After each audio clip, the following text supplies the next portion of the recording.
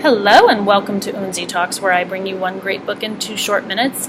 And the book I'm talking about right now is called The Lines We Cross by Rana Abdel-Fattah. So what I love about this novel is if you're a fan of a book like All American Boys, this is a great book for you as well. It's a great next read. There are really 2 reasons that I have for valuing this book. The first one is the significant insights that are gained, and then the second one is reflection of real life. I think as a teacher of high school, I can definitely see how this reflects real life. So there are 2 main characters in this story. It's set in Australia, in Sydney, Australia. Michael is the male character, and Mina is the female character, and the chapters alternate in point of view between those 2 characters. So they're both high school students in this really swanky high school.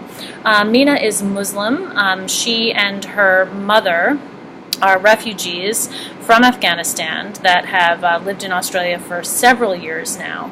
And Michael is white, and his parents belong to or have founded a group called Aussie Values, and they're kind of anti any type of excess immigration.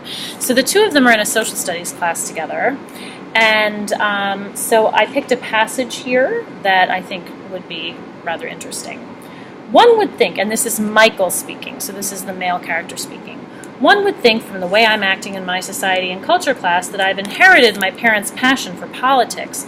But the thing is, I wear my politics like hand-me-down clothes. Some bits feel like they don't fit properly, but I expect I'll grow into them, trusting that because they're from my parents, they've come from a good source.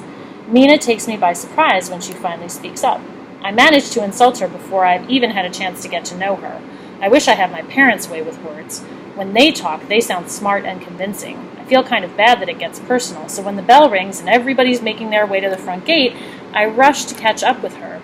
She's walking alone, and I come up close behind her. She throws me a sideways look and continues walking. "Hey," I say, trying to sound casual. She slows down. "Yeah," she says impatiently. I do what I consider as a reasonable attempt at a conciliatory smile. I didn't mean to come across so harsh. Eyebrows raised, she scans my face. I can handle harsh. Offensive is another matter. So I really like that passage because it shows, you can see it's very early in the book, and it shows this first kind of communication personally between Michael and Mina. He has said something in class that offended her as an Islam woman, right, or as a Muslim woman. And so I think this is really important because you can start to see this as the beginning of a friendship between these 2, and they're going to learn a lot from each other. So if this book interests you, I highly recommend it. Add it to your TBR pile, and until next time.